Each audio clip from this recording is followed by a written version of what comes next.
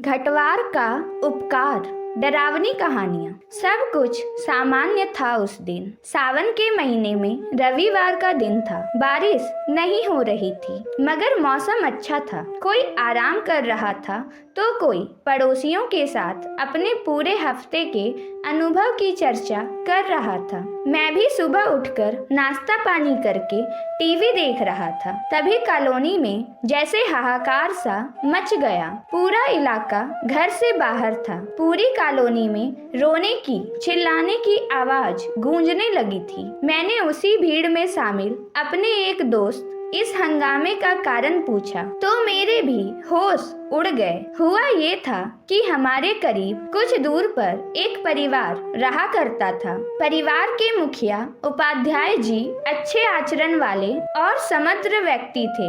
उनके 4 बेटे थे। रविवार का समय पाकर उपाध्याय जी के 3 बेटे गंगा किनारे अपने दोस्तों के साथ उस सुहाने दिन के मजे लेने गए थे। जाने वहाँ क्या हुआ, क्या घटना घटी, ये किसी को नहीं पता था मगर उन 5 में से 4 वहीं डूब गए और सिर्फ एक जो कि नदी में उतरा ही नहीं था, डरा हुआ वापस आया और उनके घर वालों को घटना की जानकारी दी। जो कुछ भी उसने बताया उस पर विश्वास करना मुश्किल था। हाँ, वहाँ जो कुछ भी हुआ था उस लड़के के मुताबिक वो चारों डूब चुके थे। पुलिस बुलाई गई, रिपोर्ट हुई और फिर छानबीन शुरू हुई। उपाध्याय जी काफी पहुंच वाले आदमी थे, इसलिए पुलिस बिना नतीजे के शांत नहीं बैठ सकती थी। पूरे दिन पुलिस ने छानबीन जारी रखी। जिस घाट के पास वो लोग नहाने गए थे उस घाट से 2 किलोमीटर दूर तक पुलिस के गोताखोरों ने लाशों को तलाश किया परंतु उनके हाथ कुछ भी नहीं लगा। पुलिस की नींद उड़ गई और उधर उपाध्याय परिवार में शोक के साथ एक उम्मीद भी आ गई कि शायद कुछ अनर्थ ना हुआ हो। सब एक आशा के साथ उन लोगों के लौट आने की उम्मीद में कुछ ना कुछ प्रयास में लगे हुए थे। पुलिस ने उनके बचे हुए दोस्त को ही हिरासत में लेकर पूछताछ करना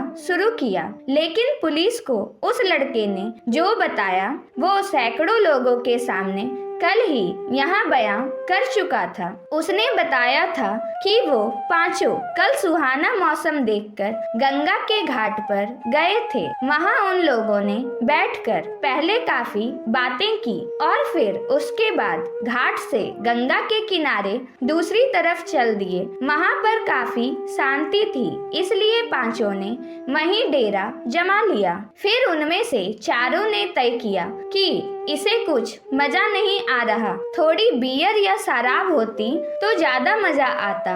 फिर उनमें से एक ने जाकर 2 बोतल और कुछ गिलास का इंतजाम कर लिया, लेकिन वो पीता नहीं था, इसलिए उसने उन 4 का साथ देने से मना कर दिया। वो शराब पी रहे थे और अपने अपने हफ्ते भर की बातों को कर रहे थे। जैसे जैसे उनकी शराब खत्म हो रही थी वहाँ का माहौल शांत होता जा रहा था। कुछ देर में वहाँ पानी के सिवा पेड़ पालों में भी हलचल होना बंद हो गई। उसने सोचा शायद आंधी तूफान आने वाला है। उसने उन 4 से वापस चलने को कहा मगर वो 4 मिलकर 4 बोतल गटक चुके थे। उन्होंने सोचा अगर इसी हालत में घर गए तो बहुत जूते पड़ेंगे, इसलिए सोचा कि थोड़ा सा पानी में नहा लिया जाए ताकि नशा कम हो जाए और फिर अपने अपने घर चलेंगे। फिर वो सभी नहाने के लिए वहाँ बनी सीढ़ियों से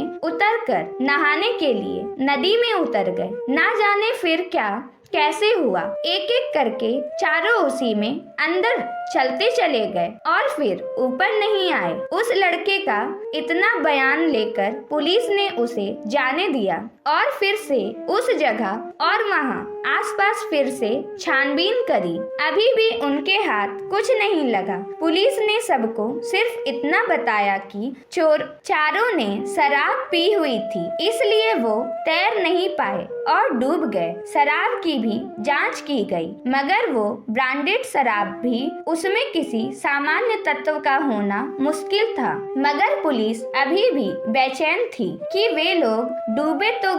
वो लोग डूब तो गए, मगर लाश कहाँ गई। उपाध्याय जी के घर में जो माहौल था उसका तो बखान करना ही मुश्किल है। जिसके 3 बेटे जो मर चुके हो, लेकिन उनकी लाश तक ना मिली हो, ऐसी माँ की क्या हालत होती है ये हर कोई समझ सकता है। वो सुबह होते ही मन्नत मांगने मंदिर जाती, कभी कुछ खाती तो कभी कुछ भी नहीं खाती, कभी रोती तो कभी हंसती तो कभी चिल्लाते हुए बाहर भागने लगती। आज तीसरा दिन था। पूरा उपाध्याय परिवार उस दिन कोस ही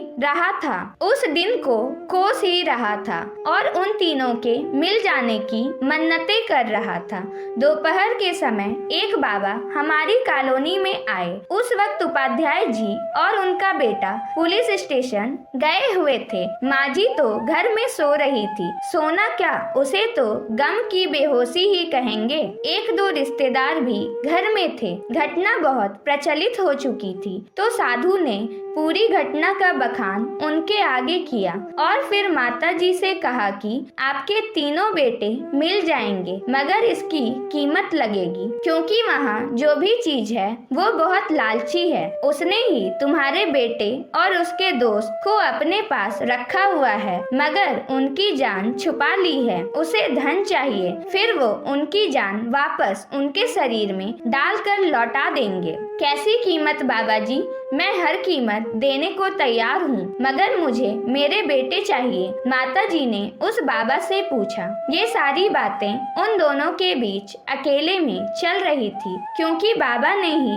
कहा था कि वो ये बातें सिर्फ माता जी से करेगा। वो बहुत लालची आत्मा है, इसलिए तुम्हारे पास जितना धन है, सोना चांदी लेकर वही गंगा के रेतीले घाट पर आ जाना, मगर आधी रात को अकेले आना। तुम्हारे घर में किसी को पता ना चले। हम उस आत्मा को उतने धन में ही मनाने की कोशिश करेंगे और फिर तुम्हारे बेटे तुम्हें वापस मिल जाएंगे। अगर तुमने ये बात किसी को घर में बताई तो वो हमारी क्रिया में बाधा डाल देगा और फिर तुम अपने बेटों से हाथ धो बैठोगी। समझ आया? बाबा ने माता जी से कहा। जी मैं बिल्कुल समझ गई। आंखों में चमक लिए माता जी ने उस साधु से कहा। उन्हें सब उम्मीद की किरण नजर आ रही थी। बहुत मुश्किलों इंतजार से उन्होंने उस दिन को काटा और रात को होने वाले चमत्कार की आस में भूखी प्यासी रात का इंतजार करती रही। जब रात हुई तो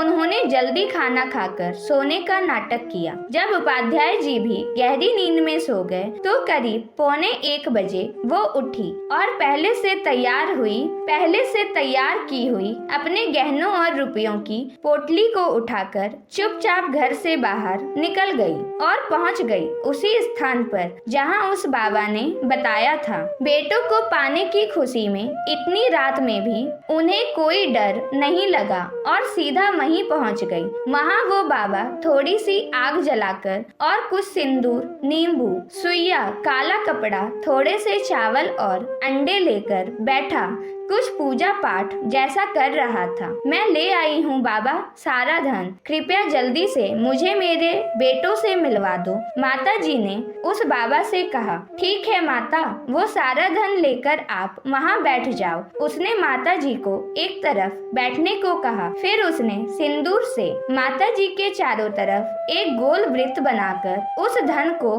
काले कपड़े में रखने को कहा। उन्होंने वैसा ही किया। फिर उसने कहा कि माता, मैं ये नींबू काटूंगा, अगर इसमें से खून निकला तो मतलब आपके बेटे जिंदा बचाए जा सकते हैं। फिर उसने एक एक करके 4 नींबू काटे, चारों में से खून निकला। माता जी सब कुछ शांत बैठी देख रही थी। माता जी, आपके चारों बेटे की जान सुरक्षित है। अब ये धन आप इस वृत्त से बाहर रख दीजिए और मन ही मन ये कहिए कि यहाँ जो भी शक्ति वास करती हो, मेरे बेटे मुझे दे दो। और तब तक आंखें मत खोलना जब तक तुम्हारे बेटे आकर तुम्हें आवाज आवाज ना दे। बाबा ने माता जी को ये बात समझाई। भोली भाली बेटों के मुंह में अंधी माता जी ने उस साधु की ये बात मान ली और जैसा उसने कहा वैसे ही मन जाप करने लगी। उन्होंने इस बात का 8 बार ही जाप किया होगा कि अचानक उन्हें धम से कुछ गिरने की आवाज आई, जिससे उनकी आंखें खुल गई। साधु बाबा माता जी के सामने हाथ में धन का वो पोटली लिए गिर पड़े थे और सामने एक लंबा चौड़ा आदमी खड़ा था, जिसने सफेद रंग की धोती और सफेद चादर सी ओढ़ रखी थी। बाल कंधे तक थे। देखने में वो किसी पहलवान जैसा दिख रहा था। मेरी जगह पर आकर मेरे ही नाम से धन की चोरी करता है, वो भी उसका धन जो बैठकर मेरा ही जाप कर रही है। उस आदमी ने गरजते हुए उस साधु से कहा, माफ कर दो, मुझे माफ कर दो, मुझसे गलती हो गई, दोबारा ऐसा नहीं होगा। साधु हाथ जोड़ते हुए विनती करने लगा, नहीं, तू यहीं भीख मांगेगा और मेरी हद में रोज सफाई करेगा। उस आदमी ने उस साधु को डांटते हुए कहा, हाँ करूँगा, सब करूँगा, मुझे माफ कर दो माता, मुझे माफ कर दो। वो गिड़गिड़ाए जा रहा था और माता जी की समझ में ये आ चुका था कि ये साधु उन्हें लूटने आया था, मगर ये नहीं समझ आया था कि ये आदमी कौन है। फिर उस आदमी ने उस साधु से वो पोटली छीन ली और फिर उसे माता जी को दिया। फिर उस साधु को उठाकर एक तरफ फेंक दिया। साधु करीब 3 किलोमीटर दूर जा गिरा और बेहोश हो गया। कौन है आप और मेरे बेटे कहाँ हैं? माता जी ने उस बलवान व्यक्ति से प्रश्न किया। मैं वही हूँ जिसका अभी तुम जाप कर रही थी। मैंने तुम्हारे बेटे की जान नहीं ली, वो तो खुद शराब के नशे में डूब गए और जहाँ डूबे थे वहाँ पर सीढ़ियाँ बनी हैं। उनकी लाशें उसी सीढ़ियों के नीचे फंसी हुई है, इसलिए वो किसी को नहीं मिल सकी। उस आदमी ने माता जी से कहा, मेरे बेटे मुझे लौटा दो, मैं जिंदगी भर आपकी सेवा करूंगी। ये सारा धन तुम रख लो। माता जी ने रोते हुए उस व्यक्ति से हाथ जोड़कर विनती करी, मुझे धन का कोई लोभ नहीं है माता, और तुम्हारे बेटों की मृत्यु हो चुकी है, वो भी उनकी ही गलती से। अब वो वापस नहीं आ सकते। आप इस सत्य को अपना लो माता और अपने धन के साथ परिवार में वापस लौट जाओ। उस व्यक्ति ने माता जी को समझाते हुए कहा। माता जी फूट फूट के रोने लगी। उनकी सारी आस खत्म हो गई थी। फिर उस आदमी ने माता जी का आंचल पकड़ा जैसे कोई बच्चा पकड़ता है और उन्हें अपने पीछे आने को कहा। वो रोती रही थी और करीब 10 कदम ही चली होगी कि वो अपने घर के दरवाजे के सामने खड़ी थी। वो हैरान हो गई और फिर पीछे मुड़ी और उस व्यक्ति से उसका परिचय पूछा। मैं वहीं का घटवार हूँ माता, जिसका आप जाप करके मदद के लिए पुकार रही थी। मैं आपके बच्चों की जिंदगी को नहीं लौटा सकता, मगर कल तुम्हारे सारे बेटों की लाश वहीं मिल जाएगी। अब आप अपने बचे हुए परिवार में खुश रहिए, व्यक्ति ने माता जी से कहा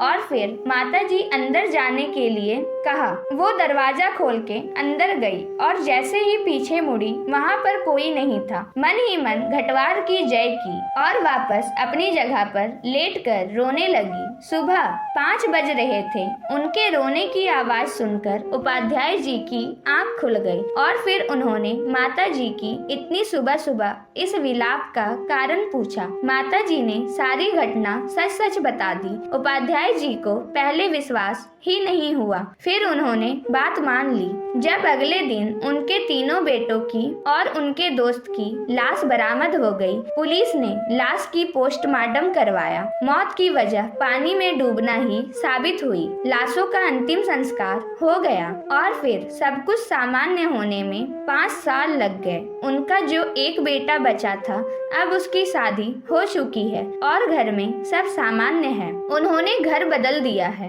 लेकिन आज भी वो किसी की भी पूजा में घटवार बाबा की जय कहे बिना पूजा नहीं करती। दोस्तों, आपको ये कहानी कैसी लगी कमेंट करके जरूर बताना। और हाँ, ऐसी ही मजेदार कहानियाँ सुनने के लिए हमारे चैनल को सब्सक्राइब जरूर